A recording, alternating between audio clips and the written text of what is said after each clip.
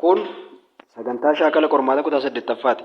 Sagantaa kana keessatti hojiileen hojjetaman gaaffilee qormaata kan baroota darbanii deebii isaa hojjechuun barattootaaf maxxansuu, barattoonni gaaffilee gaafataman sirriitti hubachuu akka danda'aniif qabiyyee barnootaa isaanii irratti tiitooriyaalii dabalataa kennuu, barattoonni dandeettii hima herregaa furuu akka cimsataniif piroobileemota adda addaa barattoota waliin hojjechuu, barattoonni dandeettii barnootaa gara fuula duraatti cimaa ta'e horachuu akka danda'aniif mata duree filachiisuun piroojeektii hojjechiisuu, walumaa galatti barattoota dandeettii rakkoo furuu qaban uumuun giddugaleessa yaada sagantichaati jedha.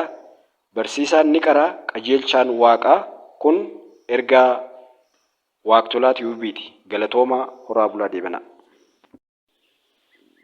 Tole, kallattiidhumaan gara gaaffii keenyaatti dabarru. Gaaffiin jalqabaa kanarraa walii wajjin irraa jalqabnu. Moggaasni maqaa sirrii HNO2 isa miidhadha. Foormulaan koompaawundii kanaa HNO2dha. Akkuma kutaatti barannee asiidiin hundi foormulaa koompaawundii kan mataa isaanii akka qaban dareetti barannee jirra. Filannoon nuu kenname maal jedha? Naayitiraas asiidii jedha. Filannoo baan naayitirik asiidiidha. Filannoo caan naayitiraayit asiidiidha. Filannoodhaan naayitireet asiidii jedha.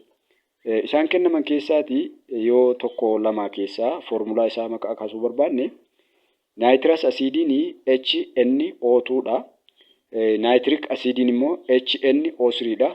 Isaan kaanis baaficaanis akkuma kana kan mataa isaanii foormulaa yookaan koompaawundii kan qabanidha. Kanaaf isaan kennaman keessaa maqaan asiidii HNO2dhaaf bakka bu'ee jiru qubee R isa jiru naayitiraas asiidiidha jechuudha. Kanaaf deebiin isaa A ta'a. Gaaffii itti aanu. Hiikaa walnyaatiinsa himbaabsawaa kan ta'e kamii jedha? Walnyaatiinsi himbaabsawaan filannoo A sibiilotaaf sibiilaalota gidduutti gaggeeffamedha. Filannoo B sibiilotaaf oksiijinii gidduutti gaggeeffamedha. Filannoo C asiidii fi beezii gidduutti gaggeeffamedha. Filannoo D asiidii fi kaarbooneetii gidduutti gaggeeffamaa jedha. Kanaaf kan nuti gaafatamne himbaabsawaadha. Himbaabsawaan immoo waan faallaa walii ta'an lama gidduutti kan ta'udha. Innis maal gidduutti kan ta'udha? Asiidii fi beezii gidduutti walnyaatiinsi gaggeeffamu walnyaatiinsa himbaabsawaa ta'a. Kanaaf deebii sirriin caarratti isaa argamu. Asiidii fi beezii gidduutti gaggeeffamudha isa jedhudha jechuudha. Filannoo gaaffii itti aanu. Kanneen armaan gadii keessaa gochi yommuu asiidiitti fayyadamnu godhamuu hin qabne kami jedha? Fakkeenyaaf mana yaalii keessatti haa ta'u yookaan kutaa itti yaalii gaggeessinu tokko keessatti asiidiitti fayyadamaa jirra yoo ta'e gochi godhamuu hin qabne isa kamidha jedha. Filannoo A golgituu ijaatti fayyadamuudha. Filannoo B kootii laaboraatoorii uffachuudha. Filannoo C gilaavii harkaa kaawwachuudha. Filannoo D bishaan asiidiitti naquu jedha. Isaan kennaman keessaati gochi yeroo asiidiitti fayyadamnu godhamuu hin qabne qubee D irratti isa argamudha. Golgituu ijaa kaachuun faayidaa qabaa ija keenyarraa balaa eeguu fi kootii laaboraatoorii uffachuun qaama keenyarraatii balaa eeguuf ni eega. Gilaavii harkaa yookaanis immoo gawaantii kaachuun harka keenyarraa balaa eega. D irra inni jiru bishaan asiidiitti naquu inni jedhu sababii inni deebii kanaa ta'uu malee fi rukkinni bishaanii kan zayitaan waan caaluu fi yoo bishaan asiidiitti naqne bishaan asiidiin faca'ee balaa uumuu danda'a. Kanaaf bishaan asiidiitti naquun hin eeyyamamu jechuudha.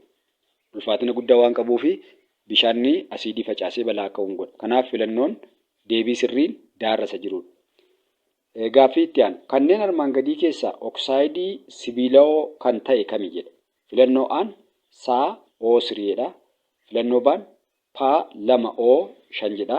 Filannoo C soodiyeemii 2 oksiijiniidha. Filannoo D naayitiroojiinii 2 oksiijinii 5 jedha. Isaan kennaman keessaati walnyaatiinsa oksaayidii sibiilawoo kan ta'e walnyaatiinsa sibiilaa fi oksiijinii gidduutti gaggeeffamudha. Kanaaf kallattiidhumaanii oksaayidoota jiran keessaati kan walnyaatiinsa sibiilaaf oksiijinii gidduutti gaggeeffame filannoo C irra isa jirudha. Innis soodiyeemii oksaayidii. Soodiyeemii oksaayidii inni jedhu yookaan C deebii ta'a jechuudha. Gaaffii itti aanu. Bulbulli magniiziyeem oksaayidii beeziin magniiziyeemiin qilleensa keessatti gubatee irraa uumame keessa waraqaa liitamiisii diimaan yommuu cuuphamu halluun liitamichaa gara cuquliisaatti jijjiirama. Jijjiiramni halluu waraqaa liitamisiichaa kun maal agarsiisaa jedha. Magniiziyeem oksaayidiin A. Oksaayidii beezawaa ta'uu isaa agarsiisadha. B. Oksaayidii asiidawaa ta'uu isaa agarsiisadha. C. Oksaayidii asiidii ta'uu isaa agarsiisadha. Filannoo D. Oksaayidii sibiilawaa ta'uu isaa agarsiisaa jedha. Akkuma beekamu halluu jijjiirtonni asiidiin gara tokkootti beeziin gara kan biraatti yeroo jijjiiru kan nuu kenname bulbulli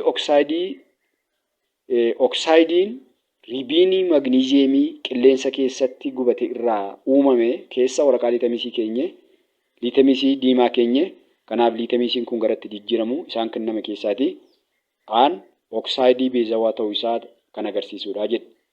Kanaaf deebiin sirriin A irra isa jiru yookaan filannoon keenya oksaayidii beezawaa ta'uu isaati kan inni agarsiisu. Gaaffii itti aanu. Bulbuloota adda addaa lama amooniyaa fi haayidrookilooriik asiidii ujummoo yaalii adda addaa keessa jiru copni feenoftaalinii muraasi yoo dabalame jijjiiramni halluu agarsiisichaa bulbuloota amooniyaa fi haayidrookilooriik asiidii mul'atu wal duraa duubaan isa kamiidha jedha. Amma nuti ujummoo yaalii lama qabna. Ujummoo yaaliin keenya inni tokko beeziitu keessa jira yookaan amooniyaa. Isa lammaffaa keessatti immoo maaltu jira? Asiidii yookaan haayidrookilooriik asiidiitu jira. Lamaan ujummoo kanaa keessatti kan nuti daballe maalidha? Feenoftaaliniidha. Feenoftaaliniin halluu dhabeessa. Kanaaf asiidii keessatti jijjiirama agarsiisu, beezii keessatti immoo gara piinkiitti jijjiirama. Filannoo aan maal jedha? Piinkiif diimaa jedha. Filannoo baa cuquliisaaf diimaa jedha. Filannoo caan diimaaf cuquliisa jedha. Filannoo daan piinkiif halluu dhabeessa jedha. Kanaaf ujummoon keenya wal duraa duubaan kan ta'anii tokkoffaan beezii, lammaffaan asiidiidha. Feenoftaaliniin immoo halluu dhabeessaa asiidii keessatti jijjiirama hin qabu inni irraa. Sadarkaa lammaffaa ujummoo yaalii lammaffaa keessatti immoo beezii keessatti ilaalama. Kanaaf beezii keessatti immoo gara maaliitti jijjiirama? Gara piinkiitti jijjiirama. Kanaaf maal ta'a? Piinkii fi halluu dhabeessa. Gaaffiin keenya maal jedhaa? Bulbuloota adda addaa lama amooniyaa fi soodiyeem haayidrookilooriik asiidii ujummoo yaalii adda addaa keessa jirutti copni feenoftaalinii muraasa yoo dabalame jijjiiramni halluu agarsiisichaa bulbulicha amooniyaa fi haayidrookilooriik asiidii mul'atu wal duraa duubaan isa kam taasisadhuu fi akkuma amma dubbanne halluu dhabeessaa yookaan beezii keessatti kanaaf qubeen deebii sirrii piinkii fi halluu dhabeessa isa jedhu daa ta'a jechuudha. Gaaffii itti aanu. Kanneen armaan gadii keessaa dalagaa sirna inteegumentarii namaa kan ta'e kan hin taane kami jedha. Dalagaa sirna inteegumentarii namaa kan hin taane kamidha? Tempireechera qaamaa to'achuudha. Garee vaayitaaminii ba'aa oomishuudha. Qaama sirnaa ta'uun tajaajiladha. Daan qaama irraa balaa ittisaadha. Isaan kennama keessaa sirna inteegumentarii namaa kan hin taane garee vaayitaaminii ba'aa oomishuu isa jedhudha. Isaan kennaman aan tempireechera qaamaa to'achuudhaan ni tajaajila. Qaama miiraa ta'uudhaanis sirni inteegumentarii ni tajaajila. Qaama irraa balaa ittisuudhaafis ni tajaajila. Kanaaf kan sirna inteegumentarii namaa kan hin taane garee vaayitaaminootaa oomishuu isa jedhudha. Gaaffii itti aanu. Kanneen armaan gadii keessaa sirna caasaa inteegumentarii namaa kan ta'e kami jedha? A. Tiruu. B. Rajiijii. C. Xannacha zayitaa. D. Afuuffee qilleensaadha. Caasaan sirna inteegumentarii namaa kanneen akka gogaa qaama keenya irra jiranii rifeensa, qeensa, xannachoota gogaa keessaa, xannacha dafqaa, xannachoota zayitawooti.